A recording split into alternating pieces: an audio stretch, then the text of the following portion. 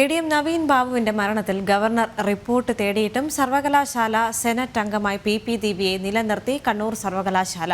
സർവകലാശാല സെനറ്റ് ലിസ്റ്റിൽ നിന്നും ഇപ്പോഴും നീക്കം ചെയ്യാതെ അധികൃതർ ഇടത് രാഷ്ട്രീയ സ്വാധീനമാണ് സ്ഥാനം മാറ്റാത്തതിന് പിന്നിലെന്നും ആക്ഷേപമുണ്ട്. ശാലിനി ചേരുന്നുണ്ട്. ശാലിനി, നമുക്കറിയാം കേരളത്തെ തന്നെ ഏറ്റവും കൂടുതൽ ഞെട്ടിച്ച ഒരു സംഭവമായിരുന്നു ADM നവീൻ ബാബുവിന്റെ മരണത്തിൽ നമ്മൾ കണ്ടത്. കാരണം അദ്ദേഹം ആത്മഹത്യ ചെയ്തു. PP ദിവ്യയുടെ ഭാഗത്തു നിന്നും ഉണ്ടായ വലിയൊരു തെറ്റ്, അല്ലെങ്കിൽ സത്യസന്ധനായ ഒരു ഉദ്യോഗസ്ഥനെ കുറ്റാരോപിതനാക്കി അപമാനിക്കുന്നൊരു സാഹചര്യം ഉണ്ടായിരുന്നു. അതിനുശേഷമാണ് അദ്ദേഹം ആത്മഹത്യയിലേക്ക് പോകുന്നതെല്ലാം. അതിനുശേഷം PP ദിവ്യ അറസ്റ്റിലാകുന്നു, റിമാൻഡിലാകുന്നു. അതിനുശേഷം അവർ പുറത്തേക്ക് വരുന്നു. എന്നാൽ പോലും അവർ കുറ്റക്കാരി അല്ല എന്ന് പൂർണ്ണമായി വിധി എഴുതാൻ സാധിക്കില്ല. കാരണം അവരുടെ വാക്കുകൾ ഒരു ഉദ്യോഗസ്ഥനെ വളരെയധികം സങ്കടപ്പെടുത്തിയിട്ടുണ്ട്. അവരുടെ കുടുംബം ഇനിയും നിയമ പോരാട്ടവുമായി മുന്നോട്ട് പോകുമെന്ന് പറയുമ്പോഴും നമുക്കറിയാം ഇടത് രാഷ്ട്രീയ പാർട്ടി നേതാക്കളെല്ലാം PP ദിവ്യയെ തള്ളിക്കൊണ്ടാണ് പ്രത്യക്ഷത്തിൽ പുറത്തേക്ക് വന്നതെങ്കിൽ പോലും ഇതിൽ നിന്ന് നമുക്ക് മനസ്സിലാക്കേണ്ട കാര്യം പാർട്ടി ഒരു സംരക്ഷണ കവചം ഇപ്പോഴും PP ദിവ്യയ്ക്ക് ഒരുക്കുന്നുണ്ട് എന്ന് തന്നെയാണ്, അല്ലേ?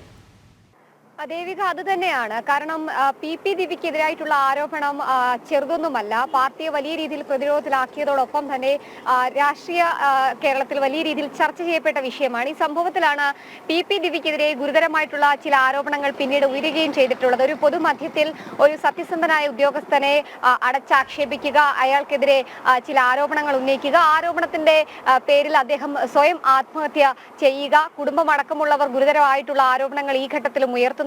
പാർട്ടി സംരക്ഷണ കവചം ഒരുക്കി അറസ്റ്റ് അടക്കമുള്ള കാര്യങ്ങൾ ആദ്യഘട്ടങ്ങളിൽ നടപടി വൈകിപ്പിക്കുന്നു. പിന്നീട് സ്വമേധയാ പോലീസിന് മുൻപിൽ ചെന്ന് കീഴടങ്ങുന്നു, റിമാൻഡിലാകുന്നു, ഒടുവിൽ ജാമ്യം കിട്ടി പുറത്തേക്ക് വരുന്നു. ഹൈക്കോടതി അടക്കം ഗുരുതരമായിട്ടുള്ള ചില കണ്ടെത്തലുകൾ നടത്തിയിട്ടുമുണ്ട്. PP ദിവ്യ നടത്തിയത് വലിയ രീതിയിൽ ഗുരുതരമായിട്ടുള്ള തെറ്റാണ്. അത്തരത്തിലൊരു പൊതുമധ്യത്തിൽ ഒരു ഉദ്യോഗസ്ഥനെ അങ്ങനെ അടച്ചാക്ഷേപിക്കാൻ പാടില്ല എന്ന അടക്കമുള്ള കാര്യങ്ങൾ ഹൈക്കോടതി അടക്കം നിരീക്ഷിച്ച സാഹചര്യം കൂടി നിലനിൽക്കുന്നുണ്ട്. ഈ ഘട്ടത്തിൽ കൂടിയാണ് PP ദിവ്യ ഇപ്പോൾ കണ്ണൂർ സർവകലാശാലയുടെ സെനറ്റ് മെമ്പറാണ്. ആ സെനറ്റ് മെമ്പർ സ്ഥാനത്ത് നിന്ന് PP ദിവ്യയെ നീക്കണമെന്നൊരു ആവശ്യം അത് സെനറ്റ് അംഗങ്ങൾ ചിലർ ഉന്നയിച്ചിട്ടുണ്ട്. ഒപ്പം തന്നെ ചില അഭിഭാഷകരടക്കമുള്ളവരും വിദ്യാഭ്യാസ വിദഗ്ധരടക്കമുള്ളവരും ചൂണ്ടിക്കാട്ടിയതാണ്. ഇതുമായി ബന്ധപ്പെട്ടാണ് ചാൻസലർ കൂടിയായിട്ടുള്ള സർവകലാശാലകളുടെ എല്ലാം ചാൻസലർ കൂടിയായിട്ടുള്ള ഗവർണർ ആരിഫ് മുഹമ്മദ് ഖാൻ ഇതൊരു പരാതി രൂപേണ എത്തുകയും ചെയ്തിട്ടുള്ളത്. ഇതിന്റെ അടിസ്ഥാനത്തിൽ കണ്ണൂർ സർവകലാശാല VC-യോട് ഗവർണർ റിപ്പോർട്ടും തേടിയിട്ടുണ്ട്. ആ റിപ്പോർട്ട് ഇതുവരെയും രാജ്ഭവനിലേക്ക് എത്തിയിട്ടില്ല എന്നുള്ളതാണ് നമ്മൾ മനസ്സിലാക്കുന്നത്.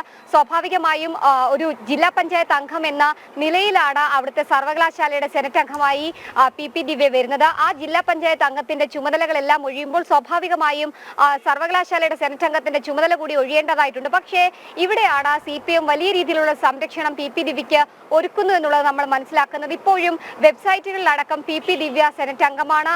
ഒപ്പം തന്നെ സംസ്ഥാനത്തെ പൊതുവിദ്യാഭ്യാസ വകുപ്പിന്റെ കീഴിലുള്ള കരിക്കുലം കമ്മിറ്റിയിലടക്കം ഇപ്പോഴും PP ദിവ്യ തുടരുന്നുണ്ട് എന്നുള്ളതാണ് നമ്മൾ മനസ്സിലാക്കുകയും ചെയ്തിട്ടുള്ളത്. അതായത് ചാൻസലർ കൂടിയായിട്ടുള്ള ഗവർണർ ആവശ്യപ്പെട്ടിട്ട് പോലും റിപ്പോർട്ട് തേടിയ സാഹചര്യത്തിൽ പോലും അവരെ ആ ചുമതലകളിൽ നിന്ന് മാറ്റി നിർത്താൻ സംസ്ഥാന സർക്കാരോ അല്ലെങ്കിൽ ബന്ധപ്പെട്ട അധികൃതരോ തയ്യാറാകുന്നില്ല എന്നുള്ളതാണ് ഏറ്റവും ശ്രദ്ധേയമായിട്ടുള്ള കാര്യം. എന്തായാലും കണ്ണൂർ സർവകലാശാല നടത്തുന്ന ഈ ഒരു നടപടിയിൽ വലിയ രീതിയിലുള്ള അമർഷം, വലിയ രീതിയിലുള്ള വിമർശനങ്ങൾ ഉയരുകയും ചെയ്തിട്ടുണ്ട്. പ്രത്യേകിച്ച് ഒരു പാർട്ടി സംരക്ഷണം ഉള്ളതുകൊണ്ട് തന്നെയാണ് ആ ഒരു ചുമതലയിൽ ഇപ്പോഴും PP ദിവ്യ തുടരുന്നത്. പ്രത്യേകിച്ച് ആ കണ്ണൂർ ജില്ലാ പഞ്ചായത്ത് അംഗത്തിന്റെ സ്ഥാനത്തേക്ക് അല്ലെങ്കിൽ PP ദിവ്യയ്ക്ക് പകരക്കാരിയായി മറ്റൊരു വനിത വന്നൊരു സാഹചര്യത്തിൽ എന്തുകൊണ്ട് PP ദിവ്യയെ വീണ്ടും ആ സ്ഥാനത്തേക്ക് തുടരാൻ അനുവദിക്കുന്നു, അല്ലെങ്കിൽ മറ്റൊരാളെ അവിടേക്ക് കൊണ്ടുവരുന്നില്ല എന്നുള്ളൊരു ചോദ്യം ഈ ഘട്ടത്തിൽ ഉയരുന്നുണ്ട്. എന്നാലും തുടക്കം മുതൽ തന്നെ ഒരു വിഭാഗം CPM-ന്റെ മുതിർന്ന നേതാക്കന്മാരടക്കമുള്ളവർ PP ദിവ്യയ്ക്ക് സംരക്ഷണ കവചം ഒരുക്കിയിട്ടുണ്ട്. ആഭ്യന്തര വകുപ്പും മുഖ്യമന്ത്രി അടക്കമുള്ളവർ അത് തുടരുകയും ചെയ്തിട്ടുണ്ട്. ഇപ്പോഴും അത് തുടരുകയും ചെയ്യുകയാണ്. അതിന്റെ ഒരു തുടർച്ച എന്നോണമാണ്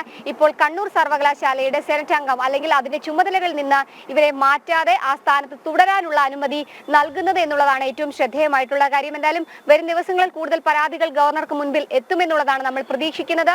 ഗവർണറുടെ നടപടി നിർണായകമാണ്. പ്രത്യേകിച്ച് സർവകലാശാലയുടെ റിപ്പോർട്ട് ലഭ്യമായാൽ ഒരുപക്ഷെ സർവകലാശാലയ്ക്ക് നേരെയും PP ദിവ്യയ്ക്ക് നേരെയും കടുത്ത നടപടിയും നിലപാടും രാജ്ഭവനും ഗവർണറും സ്വീകരിക്കുമെന്നുള്ളതിൽ സംശയമില്ല. അത്തരത്തിലുള്ള ചർച്ചകളാണ് ഇപ്പോൾ നമുക്ക് മനസ്സിലാക്കാൻ സാധിക്കുന്നത്. എന്തായാലും തുടക്കം മുതൽ തന്നെ PP ദിവ്യയ്ക്ക് ഒരുക്കിയ സംരക്ഷണ കവചം ഈ ഘട്ടത്തിലും CPM ഒരുക്കുകയാണ്. അതിന്റെ ഏറ്റവും ഒടുവിലത്തെ ഉദാഹരണമാണ് ഈ സ്ഥാനത്ത് ഒരു രീതിയിലുമുള്ള മാറ്റം സംഭവിക്കാതെ PP ദിവ്യ അതേ ചുമതലകളിൽ തുടരുന്നത്. ദേവിക.